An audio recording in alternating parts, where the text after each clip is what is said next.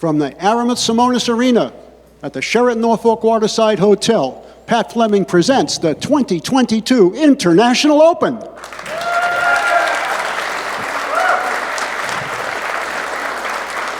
Thank you very, very much, everybody. Thank you, we appreciate it. The International is proudly brought to you by ACCUSTATS, and it's sponsored by the three best companies in the industry: Diamond Billiard Products, Simonis Cloth, and Aramis Pool Balls. And we want to express our gratitude to those companies for their long support of this great event and pro pool. Yes, ma'am. Yeah, thank you. Thank you. We are about to play semifinal number 1. In a couple of hours, we'll take you to the second semifinal. That's Jason Shaw and Ko Ping-yi. Right now, it's my pleasure to introduce our first two semifinalists. From Russia, this gentleman's a world 9-ball champion. Also this year already, he is the Arizona and Ohio Open champion, among a pretty lengthy list of accomplishments. Sponsored by Q-Tech, by Diamond, by Taum, and Hex.com. Ladies and gentlemen, it's Fedor Gorst.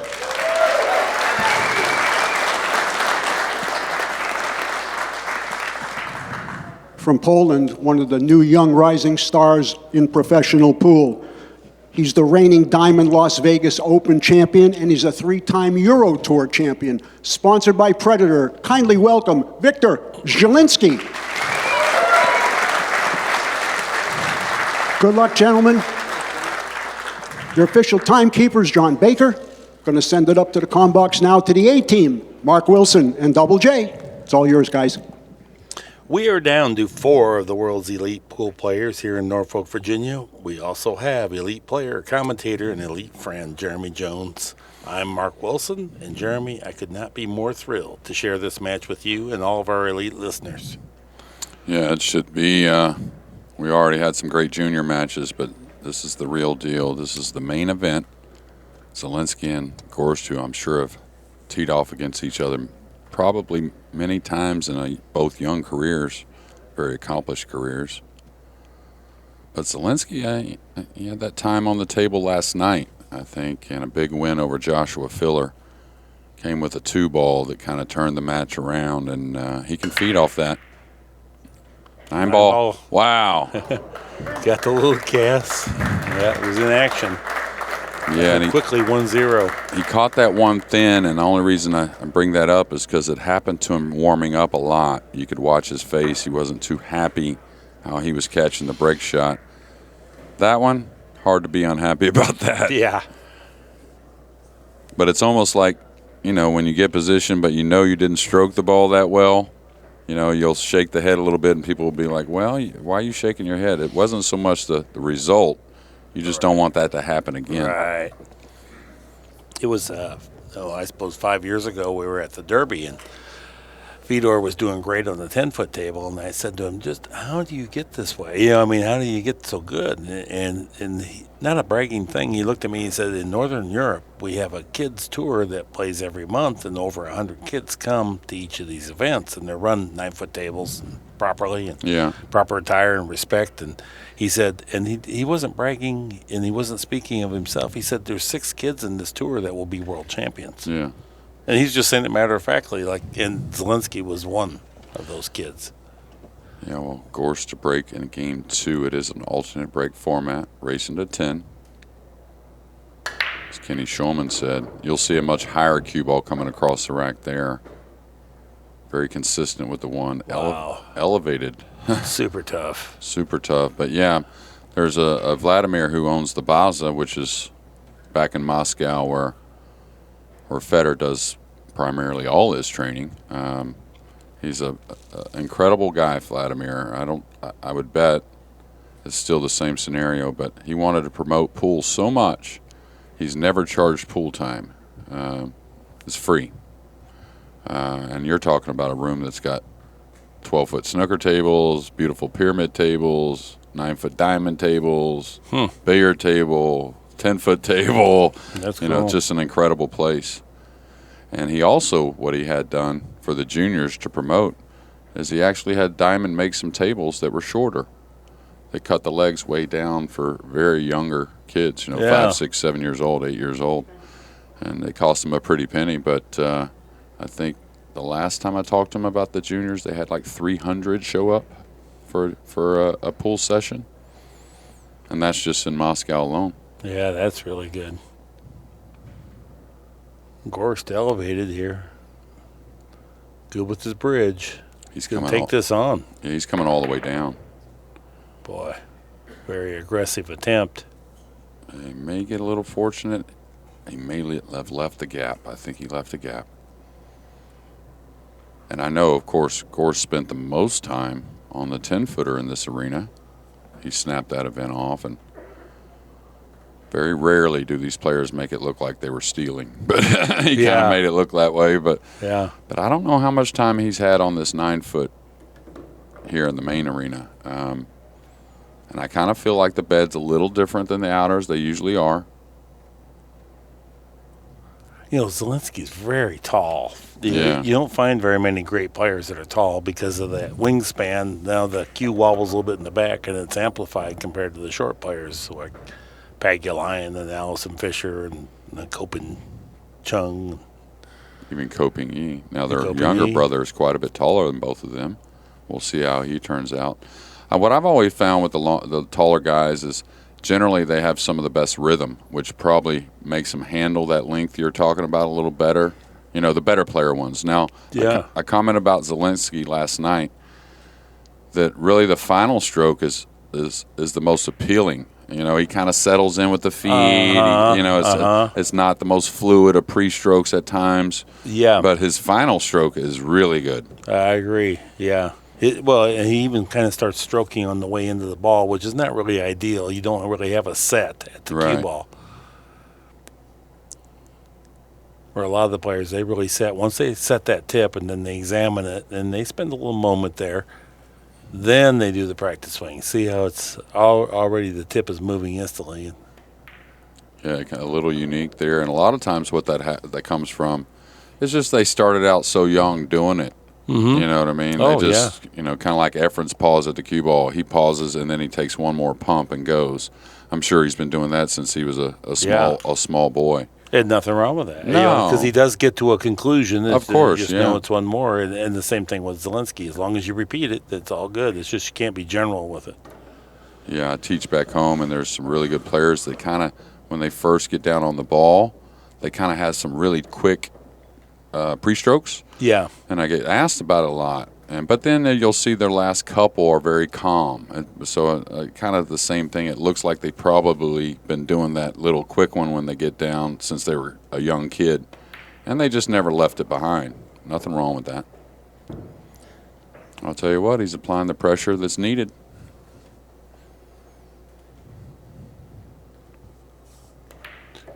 Two zeros are a score. Zielinski in front of Gorst. And there's no doubt that these two have played many, many times.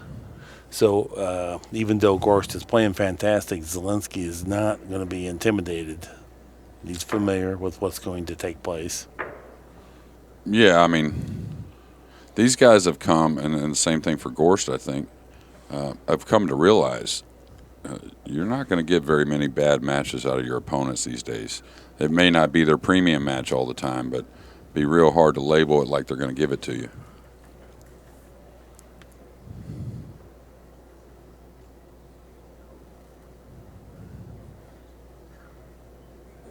Random rack, 9 on the spot, 1 up front. Hats off to Kenny and Ed Ladawa for the long hours this week. And of course, Pat Fleming in the back. Yeah, all of the ACCUSTATS crew, but Ken Schumann, he's poured in the hours. And everybody here from Zach and Mike, Julian, Josh, Mike Howerton, I mean, everybody all contributed. Pat Fleming once said that his staff is made up of people that would do it for free if they could, and I think that's very appropriate. I agree, and looking for a thicker hit on the 1 here. Yeah, that's better.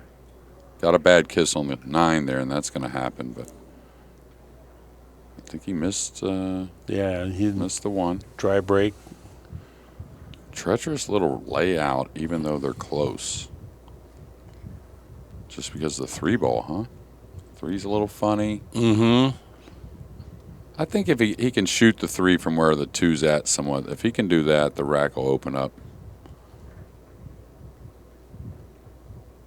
And that appears to be the case anyways.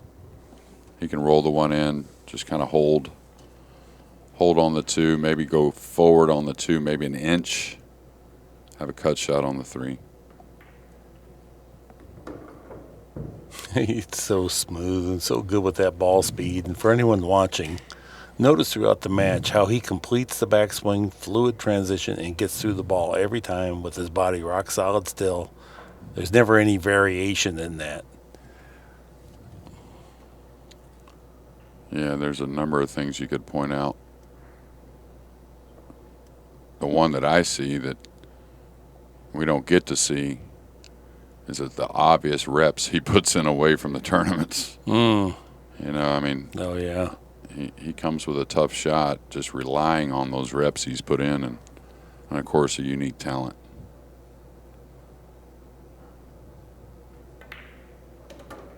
Great shot there. Tagged that 6-ball square, opened up the crack. Now the 5's a little bit of a problem because he moved the 6 over there, but maybe not.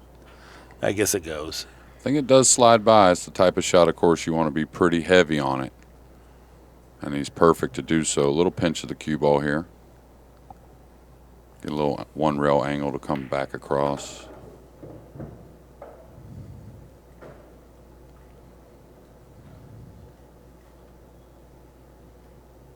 Yeah, he's triple checking.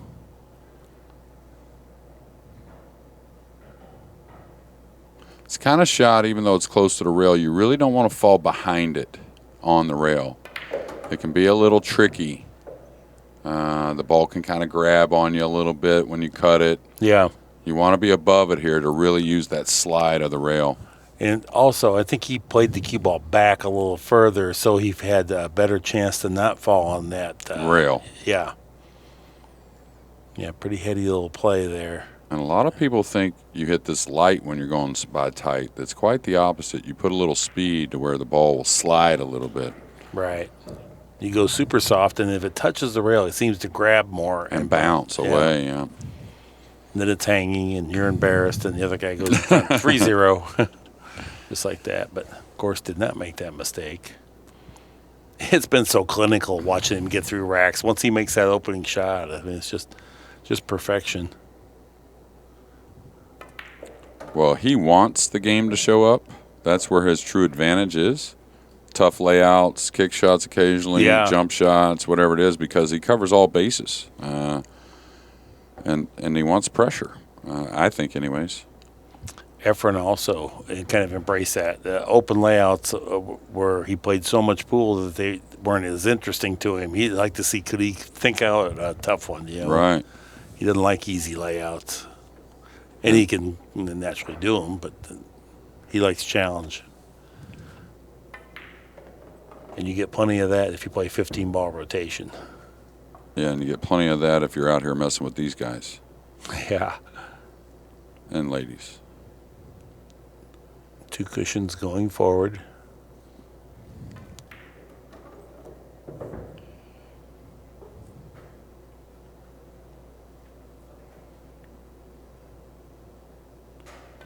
Two to 1 is our score. We're playing the alternate break format. Last night we had a great Hall of Fame induction. Dennis Orcolo and Jerry Bryseth went in. I introduced You did a Jerry. great job, by the way. Well, I wasn't nervous till you said, "Mark, aren't you a little nervous?" Well, doggone it. You know, I was trying to be cool here because, naturally I love him like a, mentor and stepfather. And I mean, I never would have dreamed in 1973 I would be introducing him at the Hall of Fame. And no one deserves to be in more. No one's grown the sport more from teaching than Jerry Bryseth. So it was an honor and a privilege, and it was fun night. And when you get to sit next to him, you get served the food first, Yeah, which there was you extra go. good, So Well, no, your humor was spot on, I thought, and quality. The whole thing. Dennis was great. Jerry was great. Jay Helford, he did a great job as well. Golly, Dennis, you never know what you're going to get. One, you don't even know what the time difference, if that's going to work out, and then you don't know what the language barrier of Genesis. But he did a great job. And Nick Varner said to me afterwards, he goes, he loves it every year, the speeches. He said it truly is the best day of the year for him. Yeah, the speeches are awesome. The video that I can't see enough of, like once a year is perfect to see it again and get sentimental with yourself about it. Right. Nickel gets sentimental for sure. I do too. Yeah. And some of the guys I, of course, don't even know. But it brings back memories to me. I look through that list of guys that were long gone before I even came around. But I had Jersey Red tell me all about him and this guy. So it makes me think of Red as well. So just unique situations and memories. I think he goes here. I think he comes 3 rails around between the 3-4. The 5's ugly, but I don't want to belabor it. But you know what? Before I forget, I really hope someday Red gets in. I do too. I really hope that. I do too.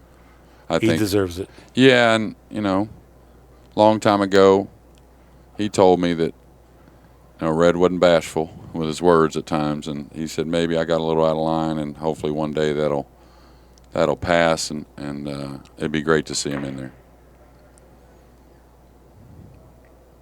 Oh, could give up a 2-9, even though he's snookered. The jump cue's coming. Yeah, he's going right to the short stick, so he's already planning on that part of it. And the 9 is not frozen to the rail, which gives him a little bit bigger target.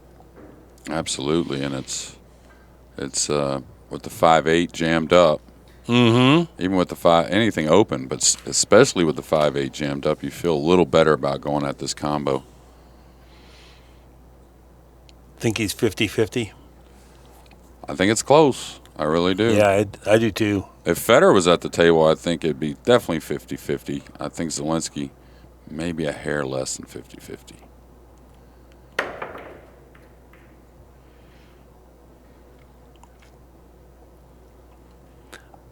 One thing to be mindful of when you're jumping is that the ball's cut thinner because you're bouncing and it hits up higher on that sphere, so you have to aim a little heavier. But it's hard to predict how much higher, so... But I would bet that Fedor would have hit the 9-ball direct. I would bet that. I don't know if he'd make it, but I feel confident that Fedor would have hit the 2 on the 9. Yeah, it's just a matter of, when you put in time, you kind of instinctively aim a little thicker just because repetition and doing it and whatnot, right? Yeah. But the more the cut, you definitely got to aim thicker. So the more you get head on, it becomes a little more natural, right? But right. Fedor's the greatest I've ever seen with the jump cue. I have to say, he's unbelievable. I've never seen anyone better. Maybe I've seen some other guys that are good, but Jesus Atencio, I think, is way up there with it. That's a nice, handy shot. Trying to get the 2 away from the 9 as well. Yeah. You don't want another jump or some type of kick shot on the 9 with the 5-8 tied up. That's the point. You don't want to give up an early one. Yeah.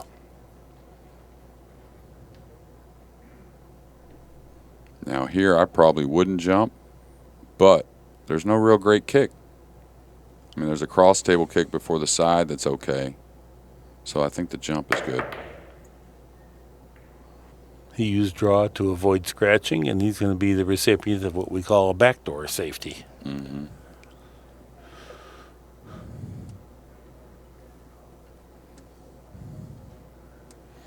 You don't want to be battling on your break all the time, but I know that Fedor really doesn't mind this exchange. Yeah. Yeah.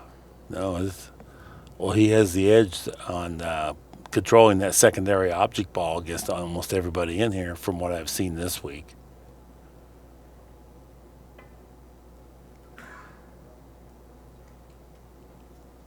Well, that's what I mean, and that's that shot right there, for instance, right?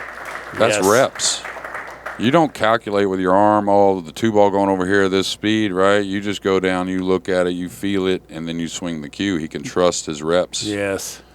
That's not That's not a shot you're going to practice very, very often. You might practice running the ball, but it was all about object ball control as well. Right. And shots like that make a difference in a match, but we tend to not practice them because there's no payoff. There's no glamour. There's no excitement or exuberance. I hit the pocket, and Yeah. it's gone. Boy, you got to control that secondary object ball or the object ball speed as well as the cue ball speed. We're all in tune with the cue ball speed. Not so handy on the object ball speed. Well, I think he fully intended to get the snooker this way myself.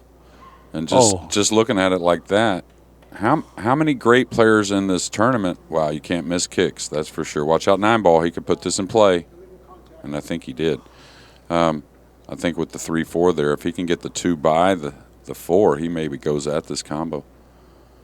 But how many players in the tournament would even try to pull the trigger on that safety he tried? I'd say 9 out of 10 wouldn't even try that. I agree. Yeah, it's like an open field play there. Yeah. So. Well, the 2 must not go by the 4 mark. You're kind of down that line. Man, this combo looks hard to pass on to me with the 5-8. It's. I think it might have, but he feels confident about going at it this way, and it's hard to. And maybe it didn't go. It's hard to tell. It was close. He shook his head just because he didn't get where he wanted, but I think he's okay to get above the 4 and come 1 rail at the 5-8. Now, the one thing we're not looking at, does the kiss shot go on the 8? I know the 9's tight, but usually those kiss shots you want to stay away from when the object ball's froze like that. Exactly. But also from our vantage point, it'll look froze here, and then when I'm down at the table, it's not quite froze. So, yeah. But I'm kind of down with whatever Fedor chooses here. He didn't get a ton of angle. So a natural off this ball doesn't get a lot of speed. And this is the one time when balls are grouped out in the middle of the table, you can just kind of touch them and they'll open easily. But when they're on the side rail, that's when you need more speed coming in. You see how they kind of just held? Look at that great shot, though. Yeah. Just to hit it, it's a great shot. I'll tell you what, coming across the 8-9, I know some old school players that would love this billiard on the 8-9, and I think I would be one of them. It's a very natural with a high left ball. I like the way that he went and looked at it. He's for sure aware of it. It's not a surprise. Well, you can play the 5 to where it's covered up behind the 6, like a rolling speed, and just come across the 8. This would be a pretty shot if he can. Oh, he hit it thin. But he didn't sell out an easy shot. No. I didn't think he had to draw it. I thought he could just roll off the left side. Yeah. With left English. That's the 4th time in this match where those little twists didn't go his way, just like the breakout shot. Right. But all this week when I broadcast this match, they've always worked out. Oh, my. Hopefully everything's okay down All there. right, man down. Chair down. Well, he's got action here. Easy to split the 5 and the 6 here, hit a half ball and miss both balls, but he's got a good chance also. Oh. Wow, that Good 6 attempt. looked like it kind of went down in the pocket. Yeah.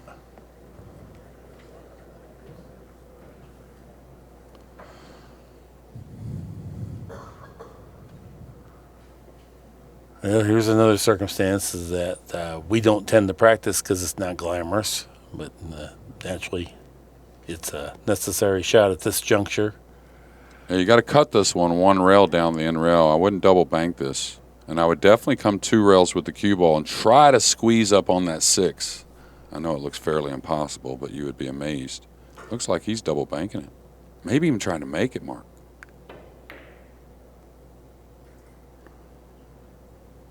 Yeah. I thought he would chop the 5. I did too.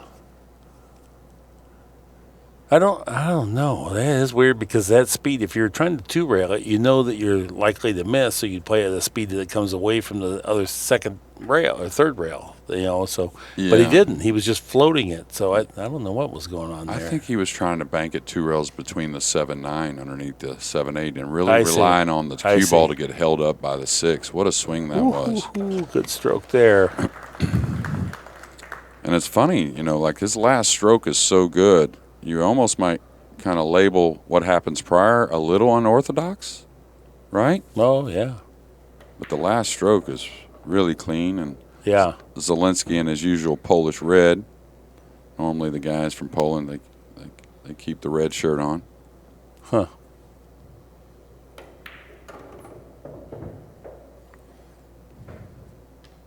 Runner-up in the straight pool this week as well to Dmitry Jungo of Switzerland.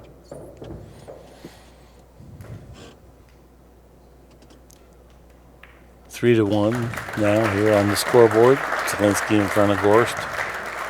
Yeah, for Zielinski's campaign, this next game breaking really could be a big one. I don't know if Gorst has faced a 3-game deficit in the 9-ball. I can't remember. Yeah, I don't think so. For a week. Yeah, you make a great point.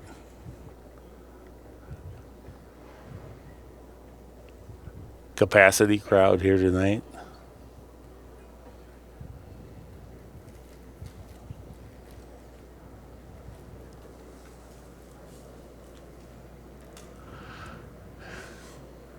Yeah, Coping entering. Probably going to start to do some warm-up.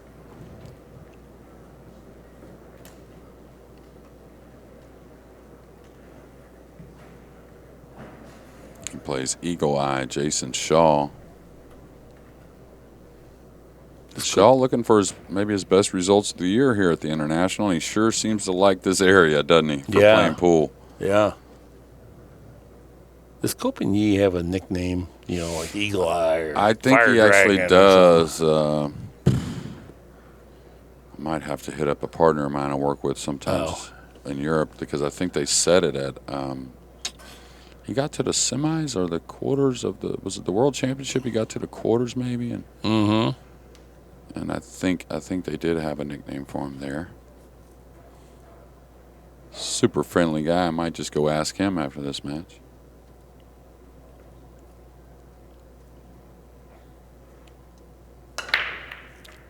One ball hit the point. Yeah, way thicker hit. So he's had a variety so far as the break shot. And that's kind of the face. We didn't get to see it on camera, but I'm sure, Mark, you were looking at Zielinski a little bit. That's the face I saw when he was warming up with the break. Yeah.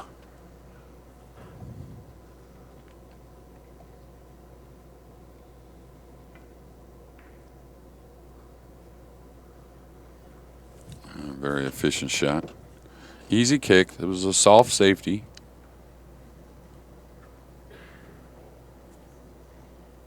Couple options here, I'll tell you. I mean, you can't look past trying to make this, first off, cross side, because it sits pretty nice to be accurate. And then a high ball, you can maybe use the 6-8, trying to get the one below the 7 off of the side rail. Yeah, use the 6-8. Beauty. Really nice shot. Even if he surrendered a bit of a shot, it was still a pretty good play.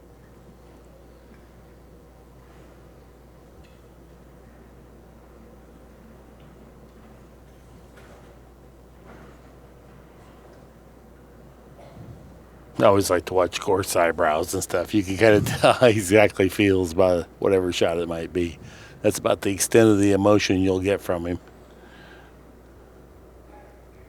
Yeah, but the thing about Fedor, to me, where I get a little differences at times, is his play, brings up the robot to me sometimes, or a machine, whatever you want to call it. But I don't think he's trying to be a machine, like with his body and his mannerisms and stuff like that. Sometimes you see guys that are trying to be more machine-like with their stroke and stuff. His is just kind of pure like that. Yeah. But I see the play in him as well, if that makes it more simple. He can kick to the top rail in between the 6-8. He can come 2 rails. He can come 1 rail off the side rail. There's a lot of options here. I kind of like the 1 rail behind for some reason off the top rail. If he hits this 2 rail perfect, I guess he could bleed the cue ball down off the 1 in between the 9-5 as well if he hits the top. Oh, he hit it sweet. How good of a hit was this? Right dead full. Really well done. Well, by the speed, right? You can tell that was the intent. Right.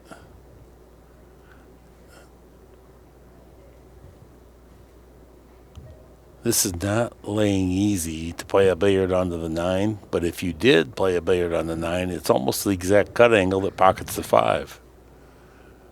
Yeah, I wonder if he's going to knock this one ball around table with the jump cue, whether it be off the 5, right? Just kind of shoot it forward, just kind of stun the cue ball forward with the jump, let the 1 bang around off the 5, around up table, or cut the 1. I don't think he'll play the combo. Man, that's a tough shot. All right. Because he's got to cut the 1 back a little bit, doesn't he? Well, that's the reason I said that, that hit is what produces the maybe close to the proper hit on the 9 ball to pocket the 9 ball. So that would be the reason that he might take it on, because when you cut the 1 ball, if you pocket the 5, you're not going to very likely get a good shot on the 1. I think he's got to cut the 1 a good piece myself. I agree. Yeah. Okay. Another opening. I think the 1 will slide by. It's not easy. Now, this is a shot. Do you pinch the cue ball here, Mark, or do you roll it trying to go past the 6? This is a funny situation to me. Yeah. The only reason that I would roll it is that I feel good about my cue ball, because I don't want to make this and end up hooking myself. So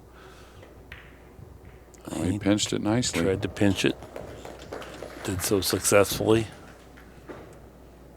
Yeah, he's still far from out of the woods. I mean, if he doesn't get down here a little bit full, I don't know how controlling the speed, holding for the 4 off the 3 would be if he gets thin. I think it's doable, though. Like, there's not a real great secure place to go with the cue ball. No. If you go up by the side, the 9 could be in the way. Is he going 4 rails? 4 rails here, trying to... Big power stroke there. Big long swing. Yeah. Perfectly executed. That is one of the benefits of the longer guys. Yeah. Create a little easier power. As a point here, let's suppose that Wiktor goes on and gets out, leads 4-1. That might be the right time to use your player timeout if you're Gorst. I agree. There's a few 2 or 3 different kinds of times I like to use it. It could be in a winning situation. Of course, sometimes to break a momentum a little bit and clear my head. Well, this gets very much a rhythm type of he gets on a roll. And you want to regroup before the match gets out of hand and give yourself, because there's no sense saving their timeout. There's no point to it. All right, 3 rails with inside, it looks like. This one, be aggressive. Don't just barely... Oh, he's drawing this? He doesn't like the 9's not an issue, I guess. Oh, he got past enough. And I'll tell you, that's a nice shot to have in your bag when you're not fearing that side pocket, under-hitting it, over-hitting it. Yeah. Just coming 1 rail out off of a pretty decent angle right there. If you got that shot in your bag, it'll save you a lot.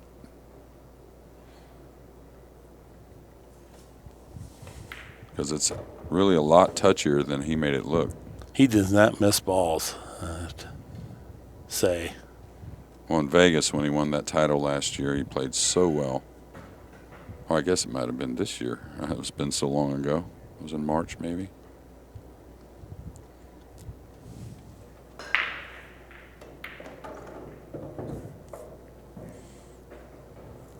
Good shot, keeping it simple. Just got to make a little bit more of a cut.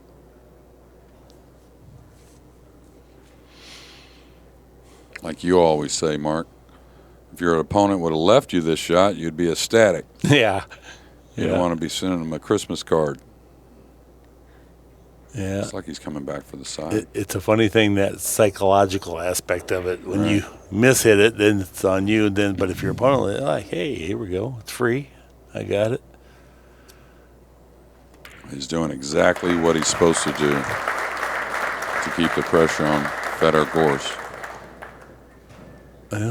Not using his timeout. No, I mean, he's not panicking. Might figure he might want it later in the match. But things haven't gone his way so far.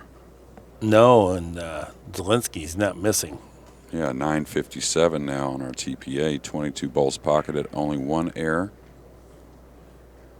One of the games was the 9 in the side on the opening break. So Yeah, I think that only helps the TPA. Only by one ball, because it's just balls versus mistakes. So it really doesn't help, but it does help the scoreboard quite a bit. And so when you've only pocketed 22 balls and you have 4 games, that's an unusual. That's pretty good, yeah. Well, unusual. Yeah. Even. Yeah. Yeah, Fedor got himself. He ran some balls and got tied up on the 5. They exchanged a few shots there in game number 4 it was. Now game 6. Now Fedor makes the break look like he rarely misses it, the one in the side. Watch the cue ball after it hits the first rail kind of arc upward a little bit with that draw. That's what you want to see. Oh, not that much usually. That was much thicker than he normally hits them. Oh, he's blessed with a decent opening here. Oh, that's great. Yeah. Ranged the 1 ball into the side pocket. Cue balls away from the cushion. 2 balls a reasonable cut. Everything's open. It looks like he's got to come 2 rails inside the 3 and then above it. Between the 3-5 and then above the 3. He can handle some angle on the 3. He's got a few passes to get to the 4.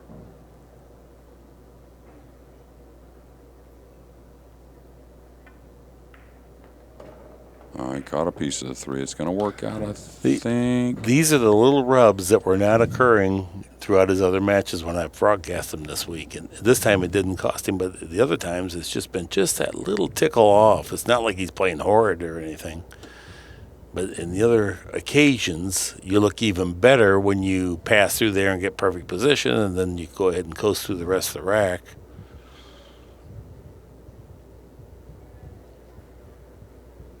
Yeah, that first shot, more often than not, definitely sets the tone. Nice shot there. When the ball's this close, straight in is kind of, especially being off the rail, you can handle this a lot of ways because you can kind of cheat the pocket, jam the ball. You can add maximum spin if needed because the ball's so close to the hole and your accuracy should be so good. That you could go rail first here. You could do a lot of things. This is a tricky spot, though. The 8 ball's kind of half in the way. And if you go rail first and try to use draw, now you're always coming in short side. And if your speed's off. Yeah, but I would go rail first forward around the 8 and spin up between the 8-5 like that. Yeah. Now, you still got to do it. Right. You still got to execute it. Great shot and you there. got to know the shot. But And exactly right. That's the right way to play it, but you spend 9 feet in no man's land until you get the last foot, then it's all good, So. Yeah, as pool players, sometimes we spend 9 years in no man's land, so 9 feet, not a big deal.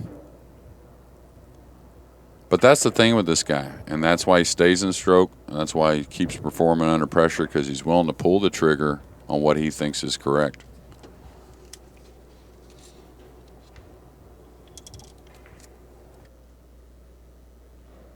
Yeah, he's taking nothing for granted.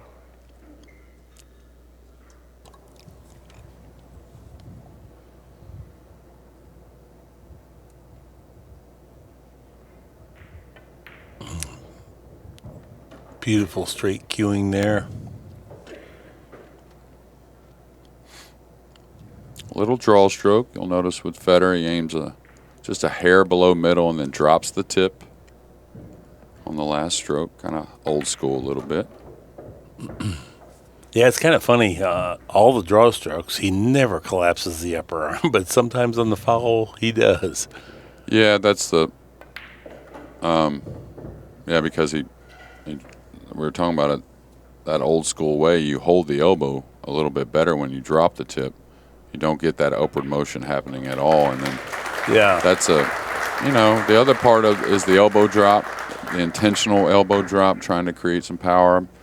I'm not sure if I understand it to where it really helps, but 4-2 now for Zielinski. And he doesn't seem to do it as often as he used to with the big elbow drop. Him and Tyler both do that on certain shots.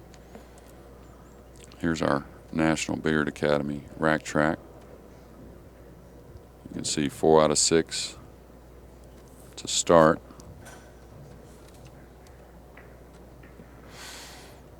So both players doing what they need to do. Zielinski to break in Game 7.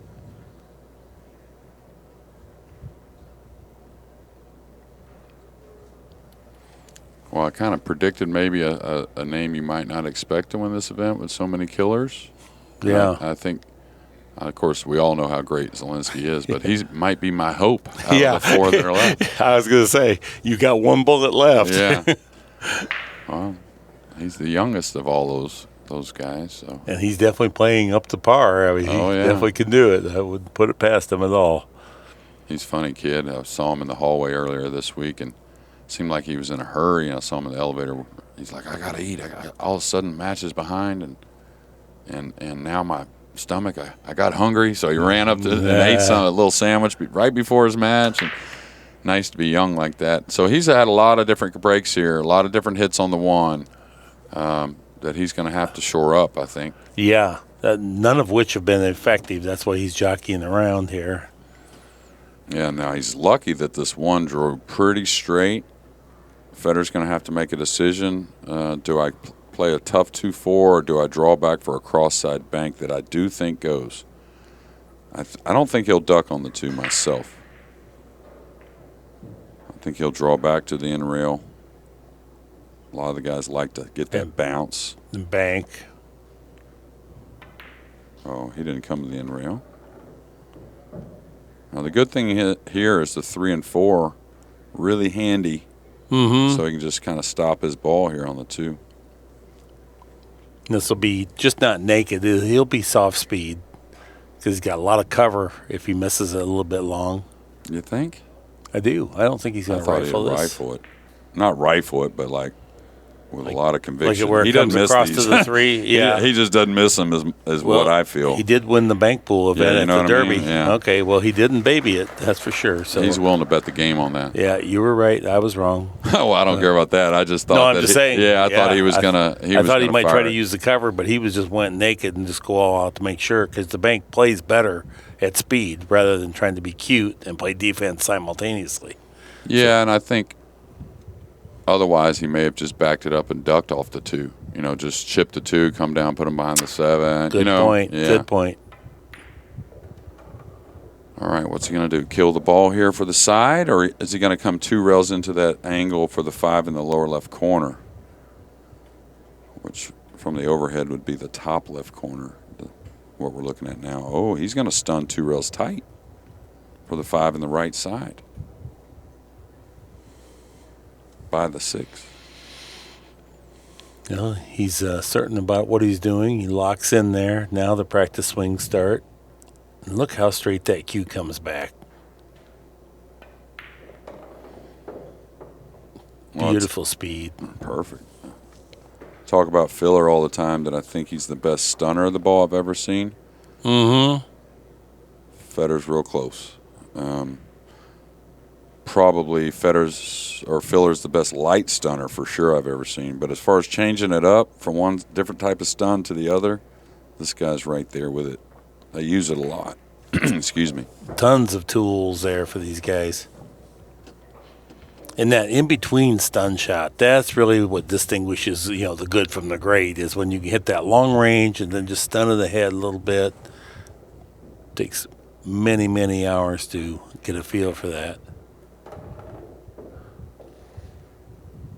Yeah, why I like watching them guys do it is they never really overhit it.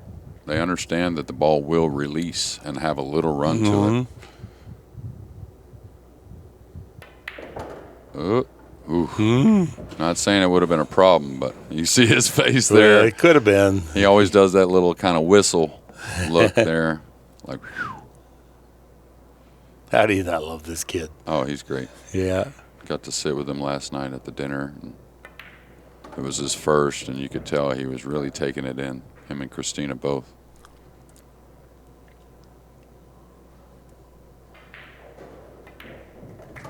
Very good.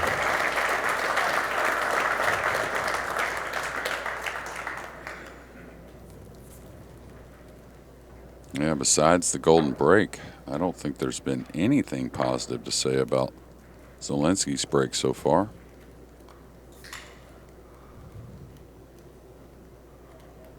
I mean, he's getting spreads, you know that. Yeah, But, I mean, it's yeah. about making balls. You got to make some balls.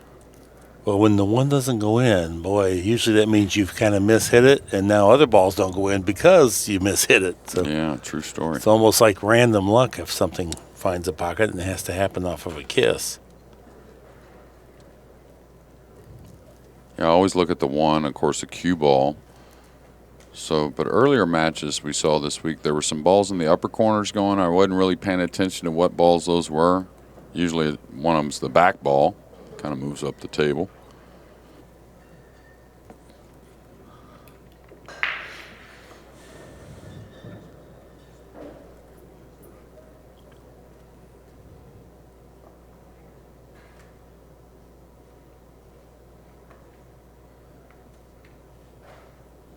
And if I was Zielinski, I'd see where is he hitting the cue ball on that right rail. That way I can figure out the hit on this and maybe get a little better on the fly. Yeah, it's the middle diamond, and he got fortunate there. That was gone in the side, it looked like. He didn't get that heavy kiss. But instead, looking good here. Yeah, looking great. And I say lucky. There's a better way to say it because these guys know they have to gamble coming across. Right. So when you know you have to gamble, it's almost like you maybe get a bit more fortunate at times. It's a little touchy. Doesn't want to get thin on the 3. I might go with high inside here, Mark, if I'm comfortable. Just get a little 2 rails off the end rail. He's going to come back, it looks like. You want to fall nice on this ball. Really plays tough and good speed there. Oh, he had it less angle than I thought. Just excellent. Yeah, but this is what I was talking about. It's a little thinner than what it really appears. So he could easily end up on top of the 4. He's got to have a good, delicate touch. Or have a super thin cut. Yeah. You know, and then if you want to try to drag into it, now that makes the 3 ball a little bit tougher because you can rattle it. I don't think that's really an option. I think that's really missable ball. Yeah. That's why I say I may have sacrificed distance getting closer to the 3. You know what I mean? That's what I was Yeah. talking about, top inside. Just get it past this first diamond and then roll the 3 in on a real heavy hit. I think he's going to be okay if he doesn't mind throwing the ball in. But if he hits it natural, I don't know. I don't think you want to put inside on this, do you? Like a left to You try don't and want help to, the but cue you may ball? have to with it being that thin. Looks like he's going natural. Oh, he was able to bump into it. Wow, what a stroke. He knows, and if you saw his face there, that was gambling. Could have rattled that easily.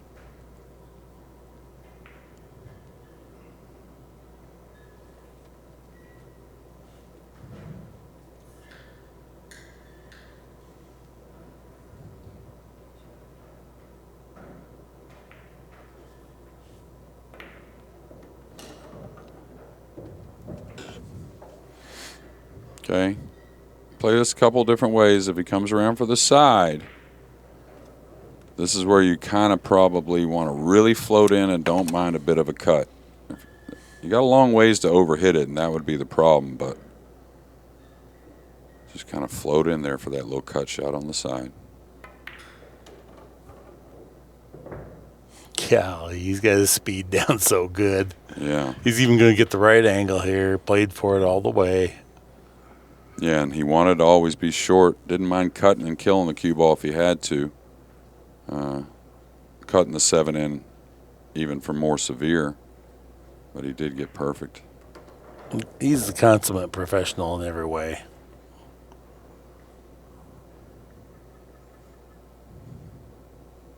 Yeah, and the whole package, though, you see, like, again, I see he's playing the game. You know, he's involved in it, entrenched in it, but he's still playing it. He's not worrying so much. Not at all.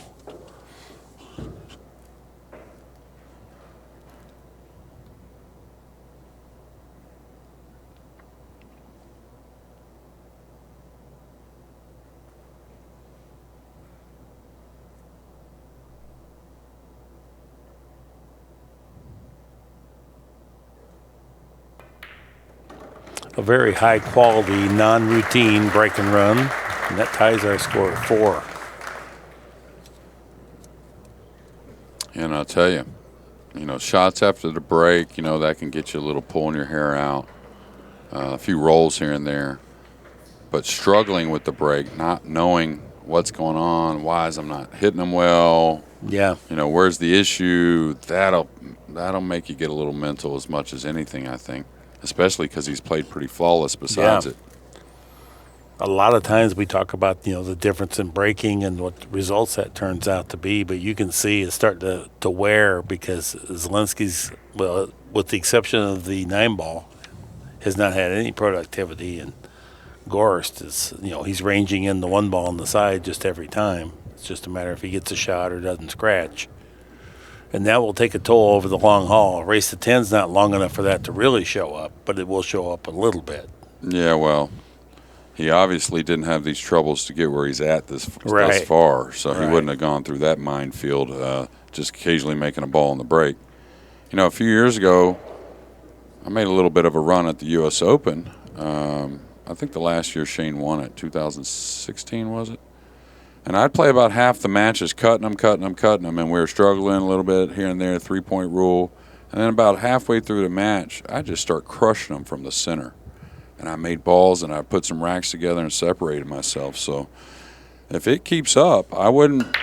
There you go. That's better. But see, that seems to me the only way he's really making the one is when he's low on the rack with the cue ball. Mm-hmm.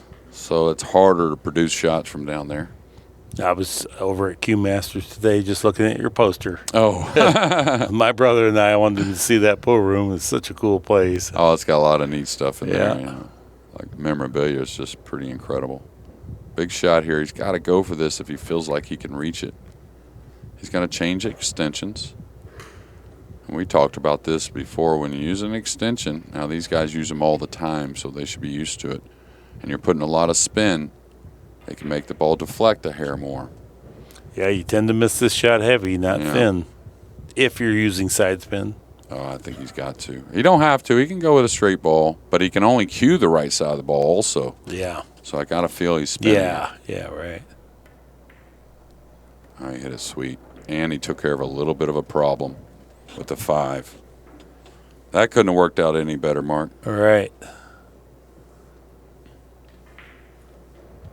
Yeah, the 7-ball is pinned against the corner pocket inside the jaws, but it's frozen to the one side, so that it's not like it's just an automatic go shot that you get position from if you have to play a combination.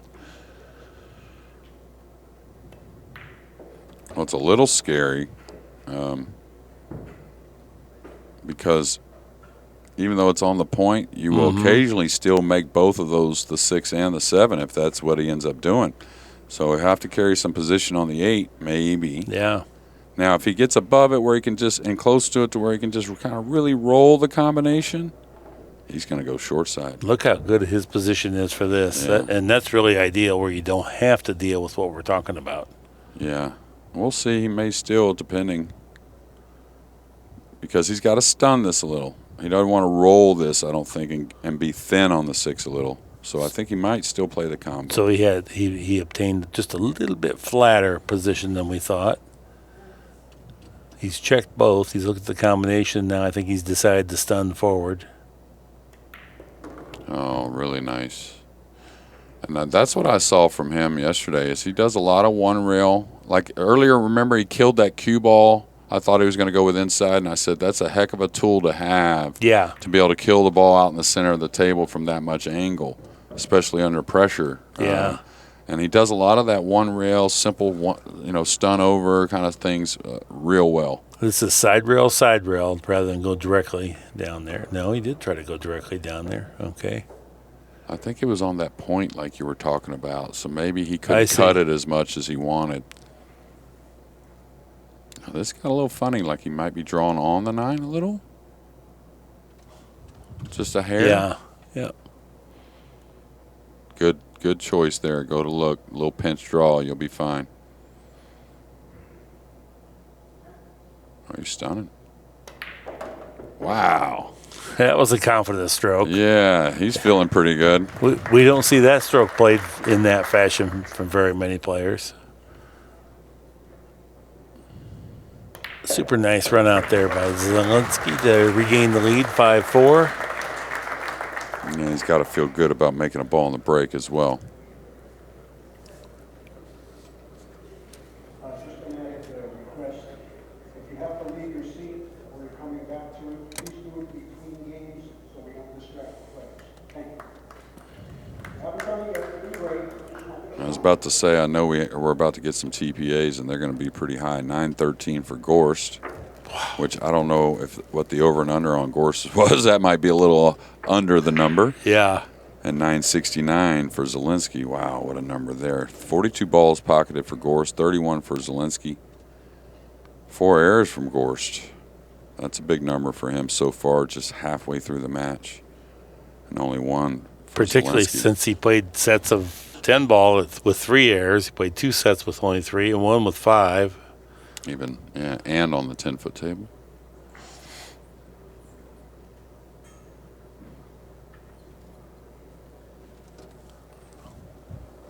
Just wanted you to see this right here. Oh, dang it. It's our man here. That is Fedor Gorst Oh, playing golf. John Schmidt equated it to a octopus falling out of a tree. After watching that and filming it, I told Gorst it's probably best if he stays with pool. well, who said it the other day? Or you did, I think. Last night, take 2 weeks off and then quit. I want you to consider Yeah, quitting altogether. yeah. That was great. He may have uttered something about crocheting or crossword puzzles ball. too, Jeremy. Yeah, right. Okay, you got a 6 ball over here by the pocket. Real easy kiss shot for these guys for the most part. So, I mean, he's gambling a little bit, producing position on the 2. But a lot of times, unless they got a real Barry safety, this is the type of shot they go for. They want to stay at the table. Mm-hmm. So I kind of like it. You know why? Because there's nothing really covering up the 6, so the cue ball should kind of escape up the table a little bit. It is touchy, though. You're not going to be cutting it so much that the 2 ball won't come 2 cushions back down. I don't know if it will hit the 7 naturally, and you can make the 6 ball a lot of different ways. So you would choose not the easiest way to make the 6 if you want to for sure get position on that 2, but you got to have the perfect speed control to do it. Yeah, I think he's going for the 6. He could chip the 2 in between the 3-4 and run the cue ball behind the 7. That's an easy safety, and you'll let him shoot at the jump combination. I think he's going for the kiss shot. Watch the cue ball come up near the 5, most likely. Tried to play the 2. Oh, Well, he played both. yeah, what a shot. Wow. Okay, smooth. Yeah, he expected the cue ball to come up a little more. Caught the 6 a little thick, and it kind of threw the 6 in. That's why the cue ball only up a diamond or so. Well, tough position here. Can he cut this in just like easily? And this doesn't look easy to me. No, it doesn't look easy to me either. It's up from no, it's definitely not an easy shot. He's elevating, so I don't even think he's shooting at it. Not the cut. He's playing 3 in the side. Yeah. Ooh, that will be ugly.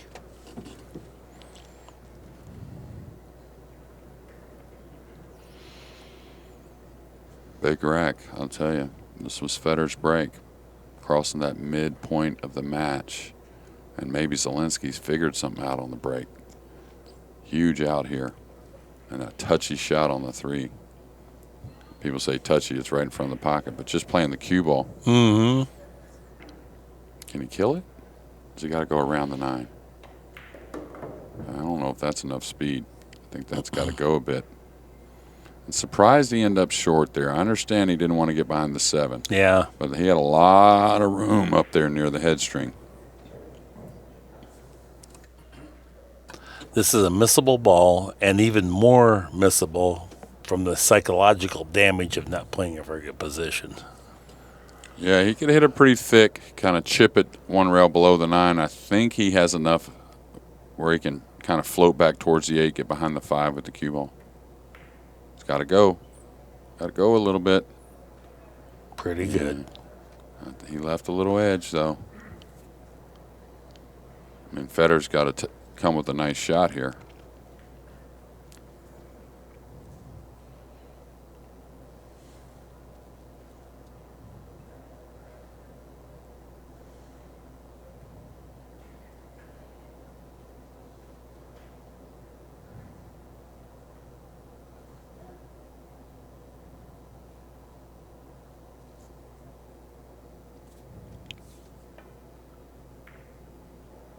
Caught it just a little thick, but how's the speed on the cue ball? Looks good. There's a gap there.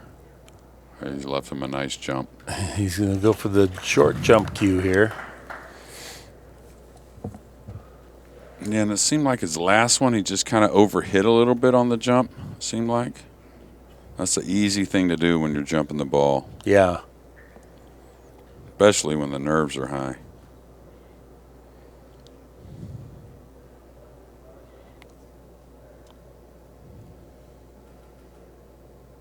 Watch the follow through here on this tip here. Yeah, real straight.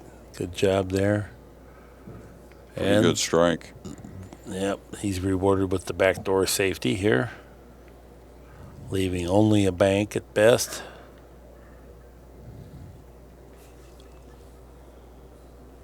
Yeah, the kick from behind is not bad. Edging the ball's rough. That's a tough one. Yeah, I like the kick from behind pretty well. I can kick that I wouldn't ball doubt he- down there. I wouldn't doubt he banks this, to be honest with you. Such a great banker of the ball. And he can play the cue ball a little bit up behind the 5. He let up on that swing a little bit. He was trying to control the speed too. So. Yeah, he may have put Zielinski in a situation he's got to go. Can't see enough of the pink floor to play a safety. Yeah. I think he can cut that ball in the corner. It's certainly a difficult shot. Is it 5? It does pass the 8. So he's going. The thing is, I doubt he applies inside on this. Mm-hmm. So he's going to catch a piece of the 7 to where the cue ball is going to come back towards the 9. I think, anyways. That's what it appears to me. On a shot of this difficulty, you don't want to introduce side spin because it complicates it. So you just kind of have to take what the 7 will give you. And I think it's going away from it. Oh, he hit it dead flush. What a sweet swing that was. Well, that's part of how he got here for sure, making shots like that. Now he's got a similar dilemma here. He can make the 5, but he knows the cue ball is going to hit the 7, and that will send the cue ball the wrong direction, and the 7, could get complex. And the safeties are touchy as well. So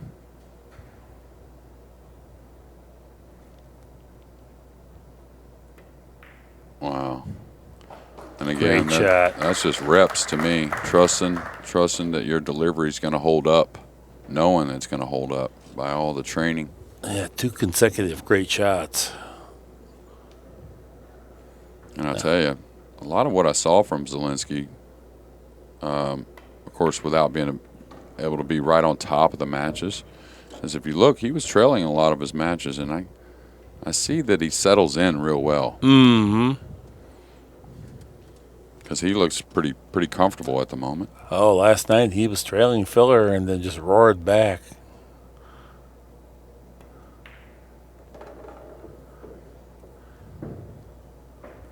And you got to love simple pool. It's not always simple, but if you keep it simple, you got a better chance. It's hard to make it simple. Well, it's a hard game, but I'm just talking about, you know what I mean. I certainly do, and everybody listening knows.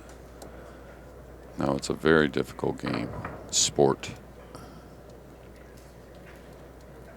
The games inside the sport.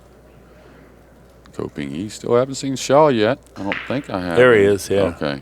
He's just getting the balls out. Oh, there he is, yeah. Received a nice award for his high run and that hard work doing so last night.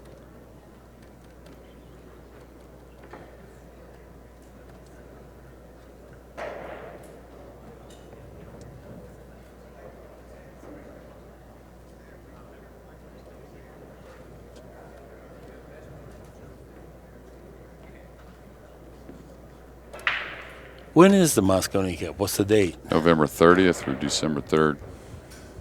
Not far. Oh, that is coming up. Well, look at that. Gorst's TPA has dropped quite a bit.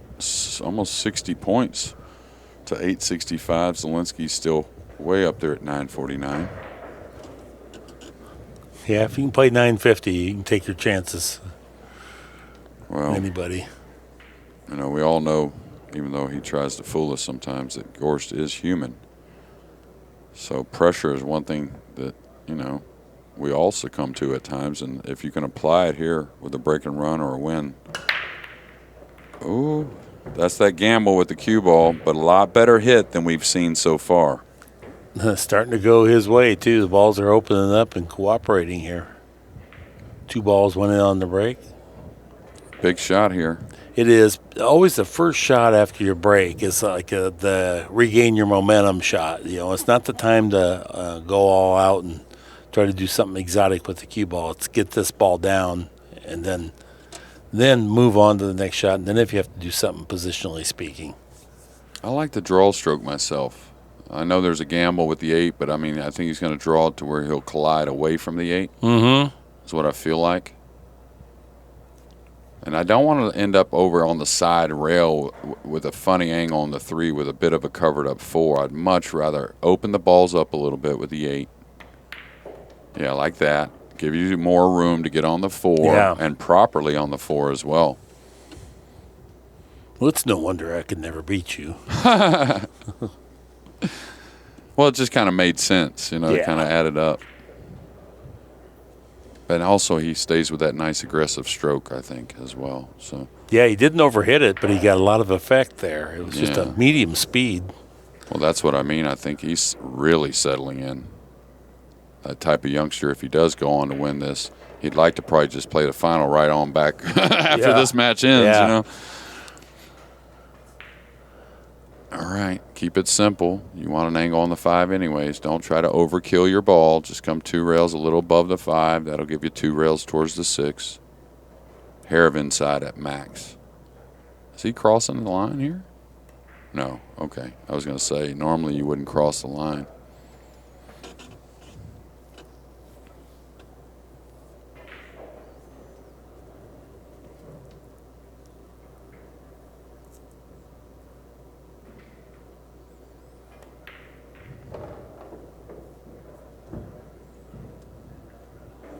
Laid that in there really good. Yeah. It's pretty sweet when you see these guys and they're just kind of rolling their ball around. Makes it look easy.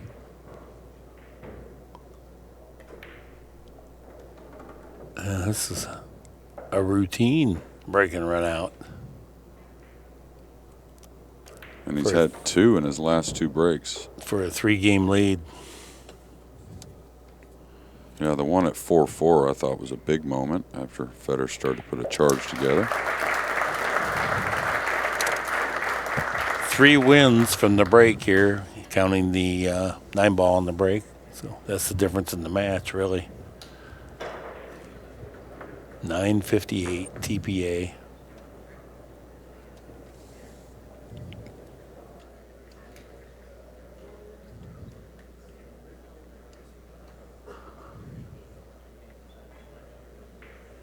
I was hoping to see Oliver Zielinski here. I like watching that kid play.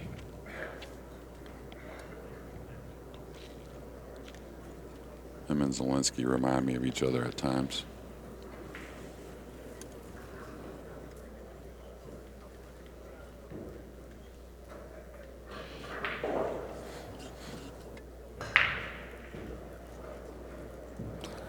It was good to see Conrad Joseshin playing well. Yeah. He's a pleasant guy and a super straight shooter. And I wish I spoke Polish because all the guys say he's really funny.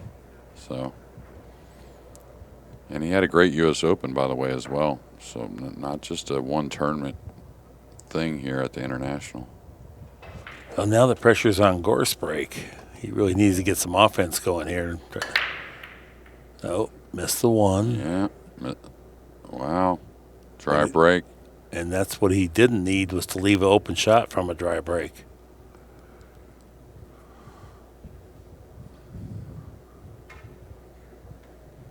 This is really the first time, this week from the 10-ball on through the 9-ball, which I didn't get to watch all of his matches, but we've seen him in trouble. Well, the match he played against Albin last night, the way the ball hit the pocket, I always picked out a few matches and a few, action matches. I'll tell the truth that I watched some of the finest pool I've ever seen, and the last night was right up there with it.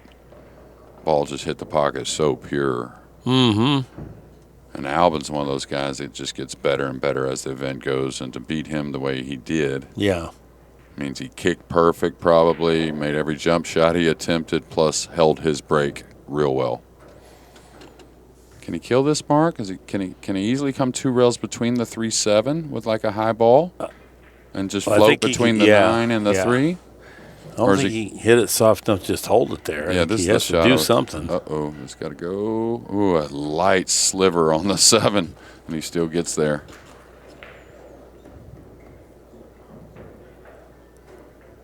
Okay, you don't want to dig on the ball very often. All right. But this may be one of those spots. A good thing he's close to it. Really get down on the ball a little bit. Oh, he's taking a chance here, huh? Oh, nice play there. Keeping it simple again.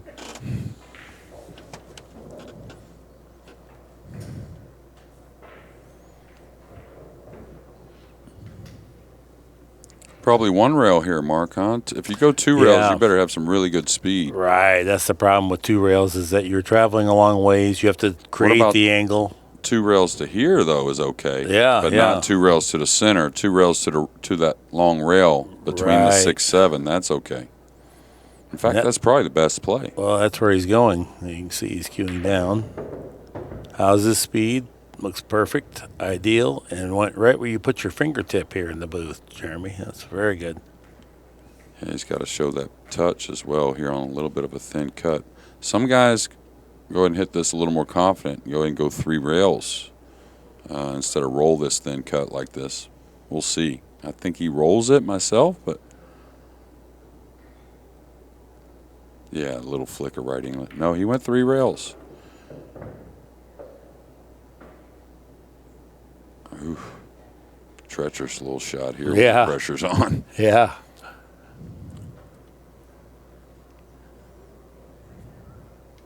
It's hard to take your eye off the 9 ball from here, too.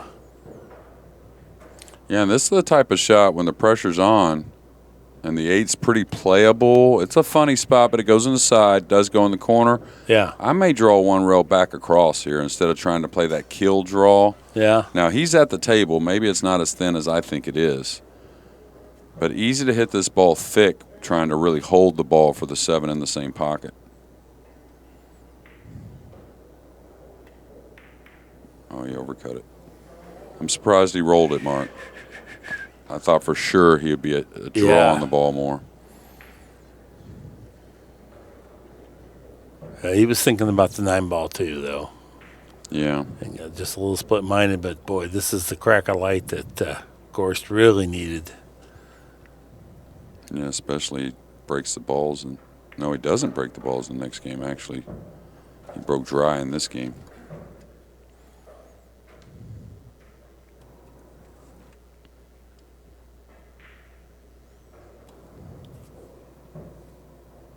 Coming all the way down so he can just roll the 8 ball into the side. Yeah, Zielinski's play, rolling the ball. I don't really question it. It just kind of shocked me. I thought he was going to draw the ball more. I didn't expect the roll. I don't think it was a terrible play or anything, and it gave automatic position. Yeah. Hey, he just missed. That's yeah, exactly. Yeah. All right, a much-needed win for Gorst. Did not want to fall behind 8-4. 7-5, big difference. And now Gorst is going to take his time out. All right, well, we'll be right back here in just a couple minutes.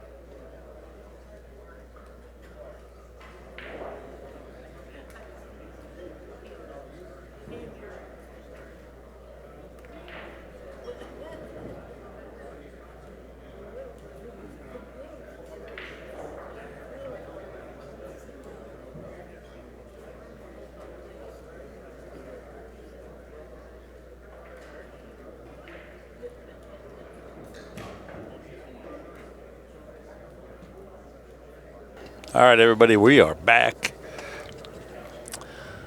Zielinski is winning and breaking. The score is 7-5. He's finally ranged in on the break a little bit here.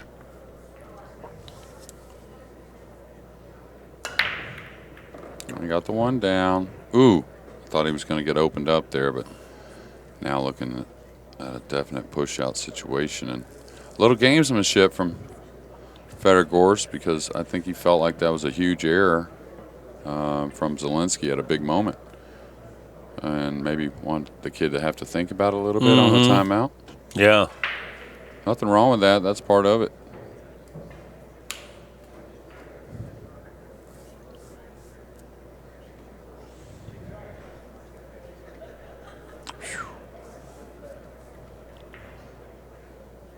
This will be a tough push out. Oh, ladies taking pictures with the flash photography up there.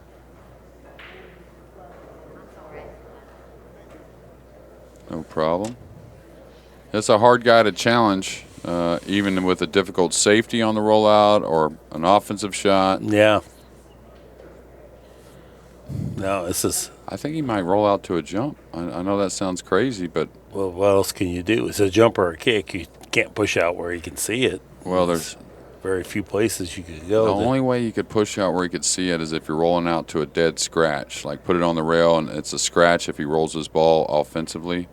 The only problem is still may do the defensive shot. Like with a high ball, this looks like he's scratching it, you know. That's about the only way you can let him see it. Yeah, yeah.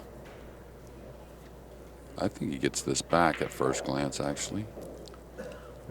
Can't quite overcut the ball and run the cue ball. A couple reasons why. Can't overcut the 2 because the 7. So you can't overcut it to the left. If you overcut it to the right, you probably don't move the 2 enough. So I don't know what he's doing here. Is he banking this? He might be going after this. Oh, he's trying to bank it downward. That was pretty nice. Really nice. Yeah. And knew he could use the 7 as a stopper. That was a good play there. Yeah, I don't know if he gave him the kick from behind. If he can't get between this 9 and 4 with the cue ball, he's taking pretty good the worst of it here. He's got to kick 2 rails at this. Yeah, I think he kicks it very lightly too, trying to get the cue ball and the 2 ball between with the 3-9 or the 5-9-3. Because he's likely to run in the clutter if he goes at it with any pace whatsoever, and then you really throw it up in the wind. Yeah, I wonder if he comes like that you're talking about, if there's any risk of not getting a rail if he plays it really light. Like if he gets under it and sends the 2 at the 3 a little. Oh, yeah. No, there's definitely. Yeah. But what's the least risky is what I get it. weighing out. Yeah. At least winding up like he's going to use some power. Not a lot, though. He played safe. Yeah, not a lot. He was trying to play that separation. Success. Very confident with the contact on the 2 is what that was. Not just hitting it. That sounds. Yeah. I'm talking about the accuracy of the hit. Mm-hmm. And that again comes from practicing it. Okay, he's got a couple options. Go for the bank, really. That's what he was sizing up. I think it cuts. To be honest with you, I think there is enough room to cut it. Oh, he just got the 10 seconds put on him. Oh, he had the cut. Caught it thick. If he catches it to the pocket, the cue ball probably gets above the side.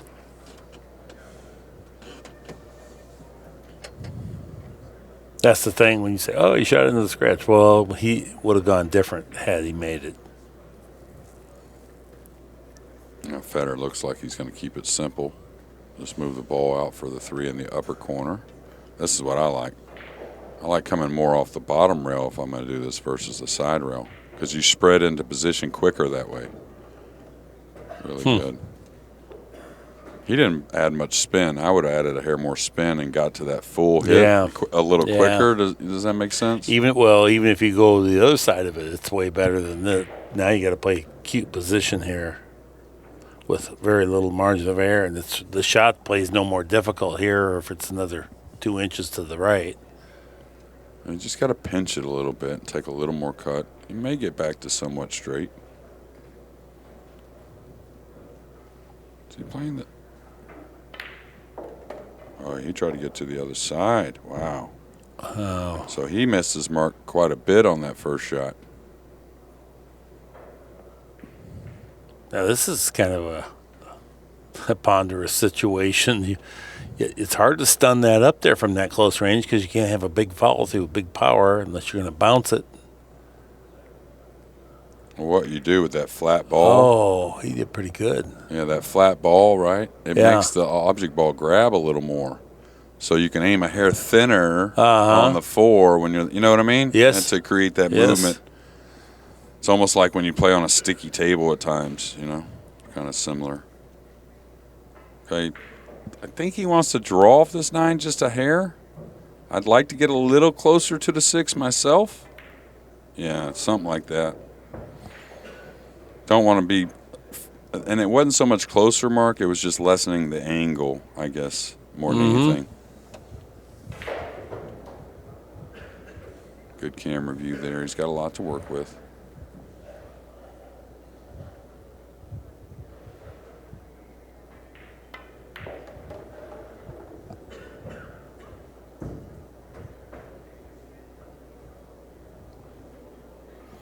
I don't think he draws behind here. Probably just stops his ball. I think that gives him a little angle.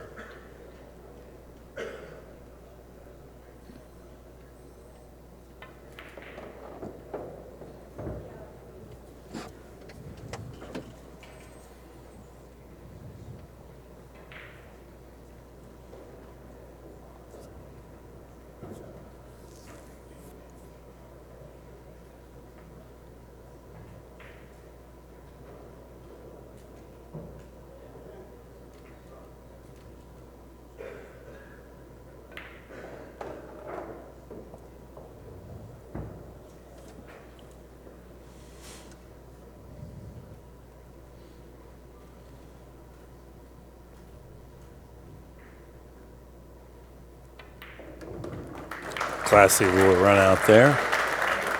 7-6 is our score. Gorst is trailing. TPA's changing a bit.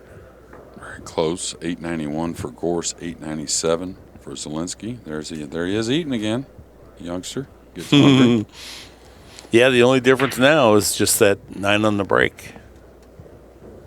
National Billiard Academy rack track. There you see it. Gorst has completed 2 consecutive games after Zielinski had 3 in a row. 57-52. That's really the story. Balls pocketed. 6 errors and 7 errors.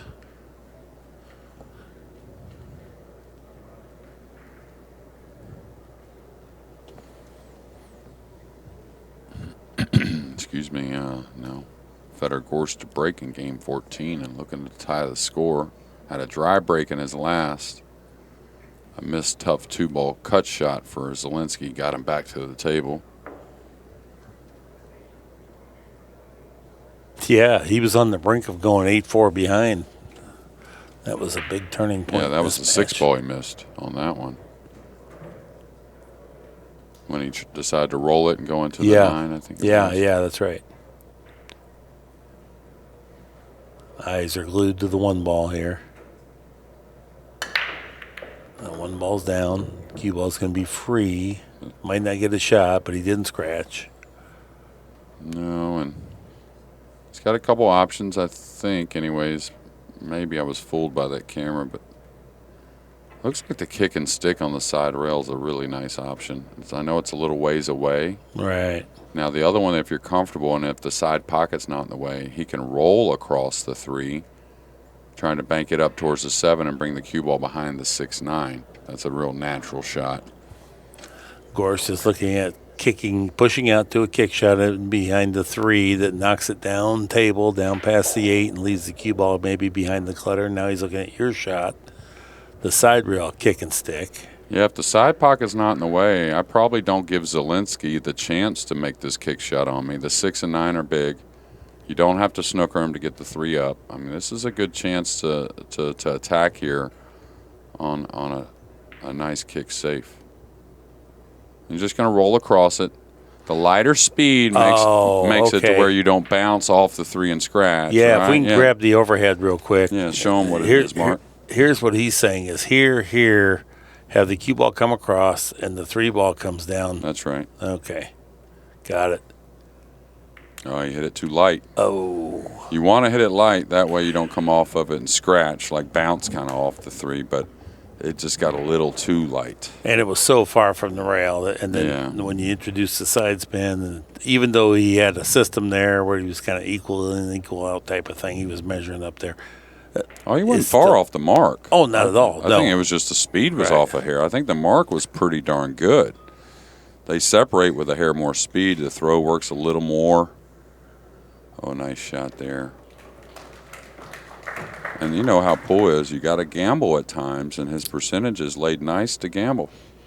You cannot play just 100% percentage shots against good players. You have to create some openings. Oh, clean stroke. And that's the good thing that Zielinski does a lot. Now, he didn't want to get over the 8, but he doesn't try to always get the most out of shots. You know what I mean? I don't mind working a little more on this 5. The 6 is accessible. I'll draw over. Yeah. Rather than trying to pound the ball a little more on that last 4 ball. No, he's got to stay still.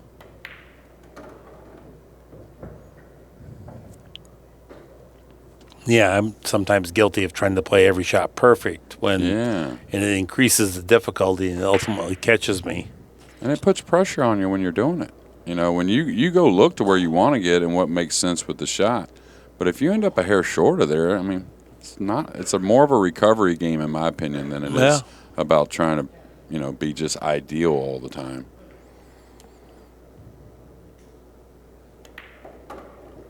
Boy, that was interesting. He really threaded by with inside spin. Came very close to the 9. Got right up there.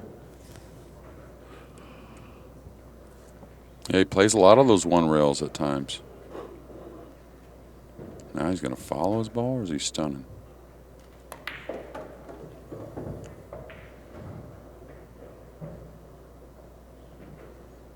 Kind of like filler there, right? Don't worry about the distance. Mm-hmm. Yeah, he could have come around 3 rails, but he didn't want to add the difficulty of a big long stroke on that follow shot to a part of a pocket. Yeah, and believe it or not, you sometimes get flat and funny going with that 3rd rail on the 8. You know, he was guaranteeing that nice natural angle. And now a 2-game lead again. And high quality run out. 8-6 is their score.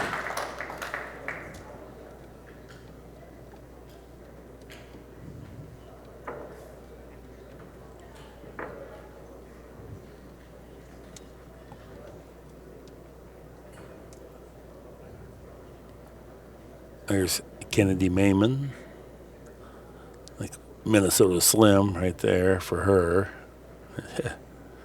Joey Tate in the crowd. What a good kid he is. Yeah, congrats to both of them. Yeah.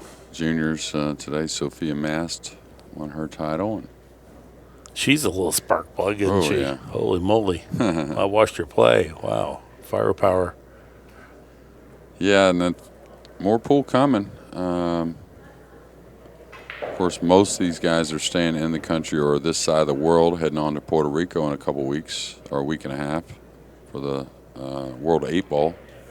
And the Juniors World Championships is going to be there as well. So a lot of interesting pool down there in San Juan area. Have you ever been there?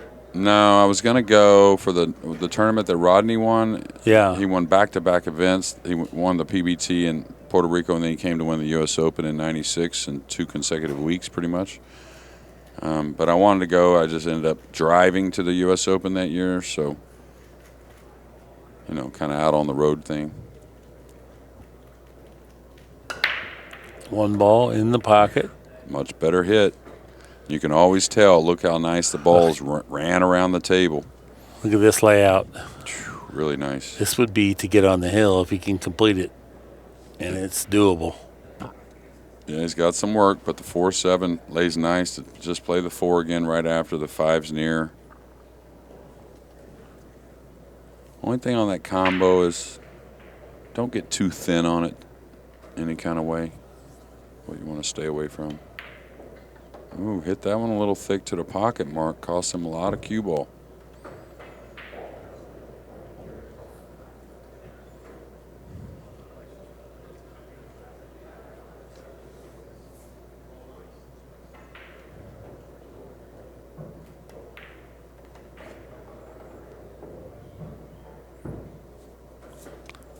Yeah, Zielinski doesn't have the tightest cue ball you ever saw. He goes kind of like that in that free form, just what he feels. But then when he really needs it, he can come with it. But sometimes he is a bit casual and gets himself a little bit out of line. Tremendous shot maker. That 3-rail topspin shot that we didn't expect him to play earlier to get perfect. That was on the 8 to the 9. Yeah, that was incredible. Yeah. And it was like last second he decided it, like hit him all, oh, I can go forward to right here. Okay. Yeah. Or most of us been like, well, I discarded that shot a long time ago. Yeah. I'm not shooting that. Here you got a little, and now he's got to pop it around the 8 here. Got to have nice control. Lands perfect. Okay, may come to the rail with a flat draw, or he may just kind of draw it over a foot or so, not using a rail. Yeah, I like the flat draw myself. Create a little ricochet effect off the 6. That way the side pocket's never really in play. This would be the 4th game in this set that he's won from the break. 3 breaking runouts, 1 9-ball on the break. Puts himself on the hill here. And puts himself in a great position to break the balls at least twice to have a chance to win this match and get on to our final.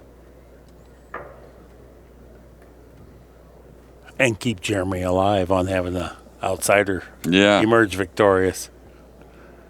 Yeah, somewhat outside. Well, I think that's just going to happen more and more is what I feel. I mean, you're going to have those guys up there all the time, 5 out of the 8 finals, or 8 players in the quarterfinals are going to be those household names. And look at this. I mean, all the field of players that we've had here this week, my goodness, you couldn't pick one player at the field. It used to be in the olden days, it's either Buddy Hall and Mike Siegel or Mike Siegel and Buddy Hall. And that was 80% of the events. Then every once in a while, Nick Varner, Earl Strickland, Mizrak would slip in, Rimpey. Okay, but 80%, 70% for sure. It was Hall and Siegel, Siegel and Hall.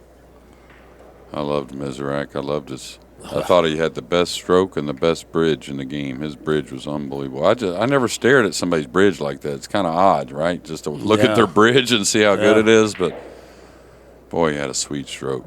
He did. He had the biggest diversity of strokes. As we watch Gorst break off here. 1 ball's down. Got a fortuitous kiss there to chip that cue ball down there perfect.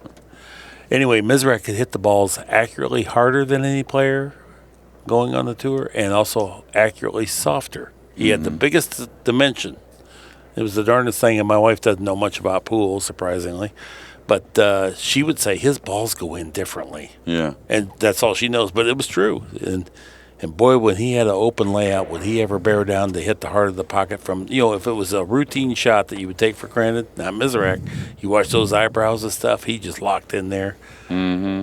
Nick Varner says, boy, I could get in stroke watching Mizrak. I just feel like I can play better because of all the care for, it's everything he didn't represent. He was kind of a big, sloppy guy, but his pool game and stroke were immaculate. Yeah. It was kind of a funny dichotomy. Yeah, when he started to make a little comeback, starting to play again, I believe it was it had to be 1990. I was on the road, just in the stands, one of my first road trips, and he won the tournament in Greensboro, the pro tournament in Greensboro, and the next week, in Greenville, and then the next week it was in Greensboro. And I think he got second to Rimpey in the final. But 2 back-to-back tournaments, he came back. He won one of them, got second, and I think he just quit again after that. But I got to watch him, and I don't think the 5 passes here, so tricky shot here on the 4. But, yeah, the sweetest swing in the business, I think. effortless power. Well, something that hurt him a lot is that when pool evolved away from straight pool, that broke his heart because he could just smother you. And now he always felt like, you got to make a ball in the break and get a shot. And it's kind of a lucky thing. And it just wasn't his cup of tea, you know. He could play it great, and he didn't. He just really didn't cross over. Nick Varner did. Nick Varner went from straight pool to just make 9-ball his best game then. But Miz never really loved it. But I sure wish I would have had his tools. Oh, yeah. I would have loved any pool game. This is a little touchy. Very. You don't, I mean, just because you got to hit it pretty light, it looks like. Unless you're going hard into the 9, which I wouldn't think so. And Gorgeous shot. Yeah. Well, Federer's going to have a big stretch here. Maybe even needs the bridge with the extension. I think, anyway. It's going to be close. Because coming out of that corner is the longest stretch. Yeah. It'll be his bridge hand will be behind the joint or something here, or right up at it, I guess.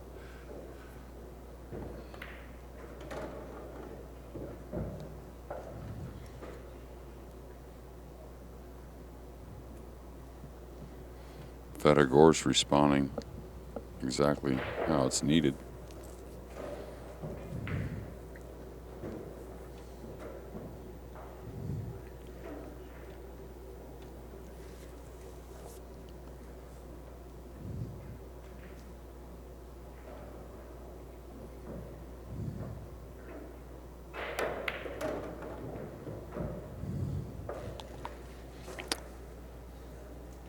This would be the second break and run of the set for Gorst.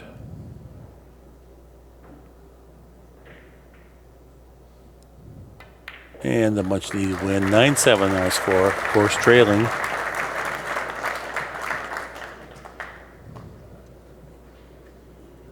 I think it's Victor's break now.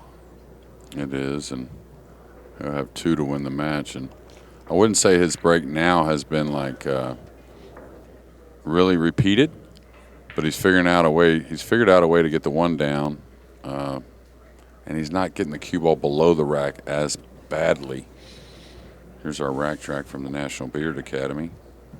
It's been little groupings for the guys, 2 out of 3, and 4 out of 5 to start, 3 in a row for each of the guys, then a couple in a row for each of the guys. Now, of course, has put another on his side. Trails by 2 games, though, with that man in your screen on the hill.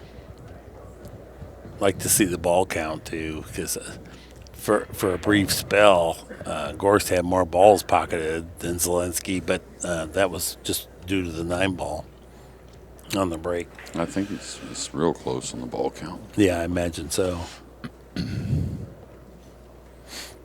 Everyone on the edge of their seat and expect nothing but close matches. We have one here, and as we go further.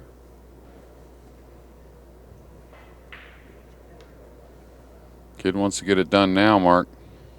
Yeah, it's in his hands. I always used to try to rehearse, and not that I could do it good, but I break and run out on the hill. That's what I do. I mean, I don't know what you guys do, but that's what I do. And it's amazing when you think like that, how much more often it crops up where you get the opportunity, but you cash it in because you've been planning for it. And it sounds hokey. I'm just telling you. I get it. I've told my college players, I said, that's what we do. I want you always thinking that way. And it is amazing. And they come up, Coach, I broke and ran out on the hill. You know. At first look, I think he'll realize this isn't that bad to cut it in the lower right corner and kill my ball. At first look, I know it's thin, but it is very, very doable. Efren would kill this ball in a heartbeat. John Schmidt, it may not even hit the end rail. That's how good he kills the cue ball. Yeah. He's playing the safety instead, though. He's ducking behind the 3, so that's some discipline. Oh, boy. Really nice. Yeah, great job there. That's some discipline if you don't like it, Mark. Yeah. From the youngster, too. Yeah. So what do you think? Federer kicks it in the side, goes to the top rail, wraps out between the 4 and 8, and back down for shape on the 3. That would be the Grand Slam shot. Well, it's kind of a shot that Zielinski made last night against Filler on the 3 ball, if you remember. I was talking about kicking to the top rail, and he kicked to the side rail, whizzed it right on in.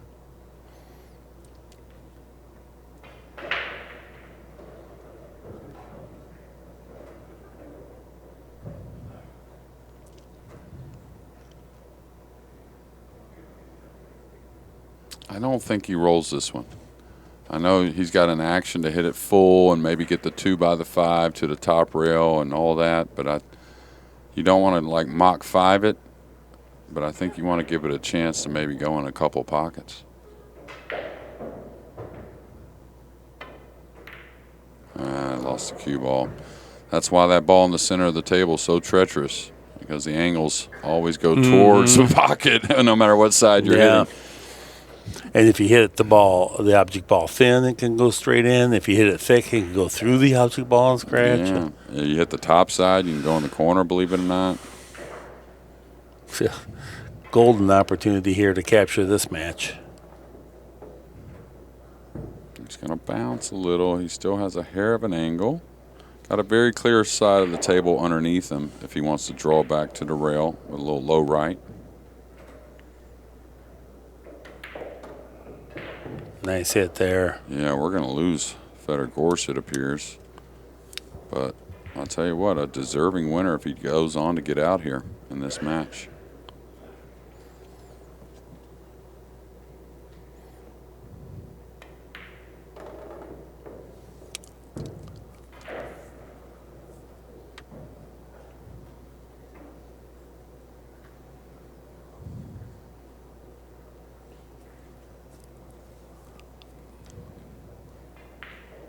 Just going to stop the cue ball there, I guess, or draw back.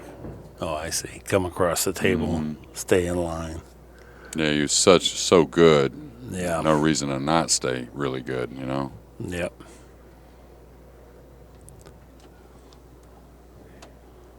And just float across one rail, come at the... Oh, he went twice. That was surprising. I thought he was fuller than that he would just float out one rail. I knew he had a little angle, but... Yeah. He must have had a lot more because he went back and forth pretty easily. Yeah. Got the cue ball where he wanted it. I don't think the kid's... I think he's a little nervous, just getting a little water.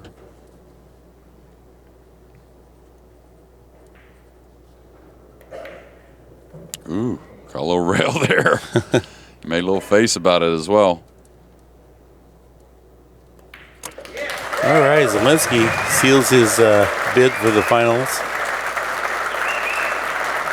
Good job, Jeremy. Yeah, those two, they've been playing together. You know, they were the Cup, right, for the juniors, the Atlanta Cup. They were on the same team, right, for Europe. Yeah. Oh, it was Good ugly. friends. I had to coach the other side. Yeah, I know. Yeah. Anyway, we got much more great action to come. 2 more. We have another semifinal and a final. This has been an ACCUSTATS video production, the worldwide leader in billiards programming. So long for just a while.